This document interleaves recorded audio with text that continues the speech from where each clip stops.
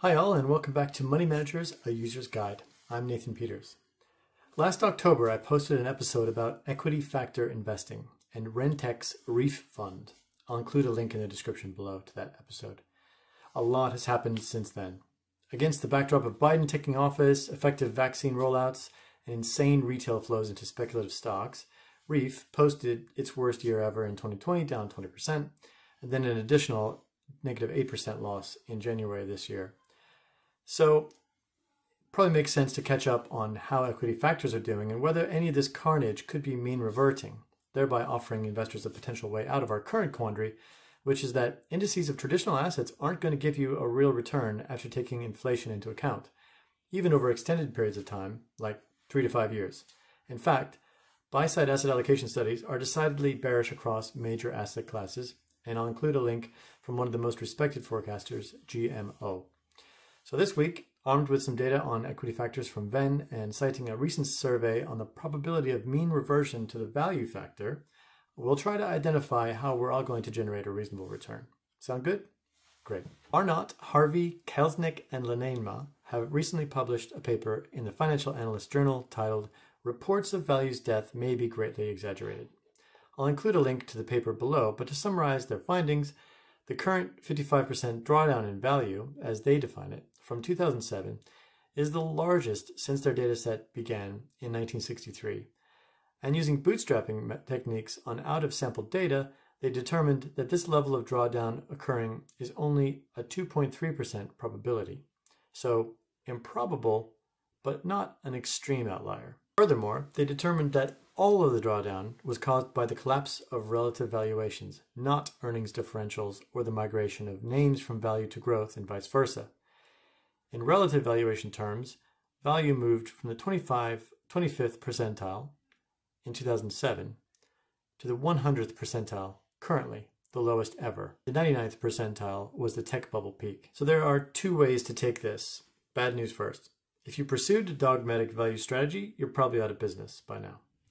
Good news is these low relative valuations are entirely mean reverting, and so expected returns have never been higher to value strategies. Even if there is no reversion in valuations, the structural return of 4.5% from income yield is to be expected. And if relative valuations move just from the 100th to the 95th percentile, you get a 37% return. Of course, expected doesn't mean it will happen, but we'll take what we can get these days. Let's dig into Venn and see where we are then. Do we see signs of life in the value factor? Well, this happens to be a good week to check as rising rates are pummeling growth momentum stocks. Through Thursday of the 25th of February, value is actually leading the pack this year, up 4.8%, while momentum and low risk are bringing up the rear at negative 4.4 and negative 5.1 respectively. How does this look over the last year?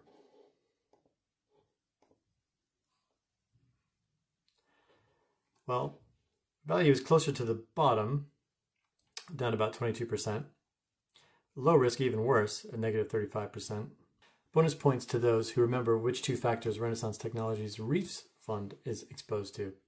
That's right, the worst performing low risk factor, as well as quality. So they're not improving much, presumably, especially with the overall equity market shedding year-to-date gains as well this week.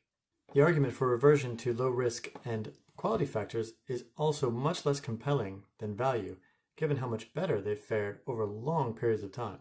So let's look where we can get the most exposure to the value factor. I've mentioned Invenomic in the past, ticker BIVIX. And yes, performance of the fund has spiked this month in response to the value tailwind. Well, let's hope this continues. But really, no other active managers with value exposure have earned their fees on a historical basis. Other than that, low-cost ETFs with value exposures, significant assets and low fees all carry equity risk alongside the value. So losses from equities could swamp returns from the value factor. For completeness and for people who are fine with equity risk, those tickers are VTV, VLUE, FVAL, and QVAL. Go hog wild. If these funds do well, we'll be in a much better place in the world than we have been recently.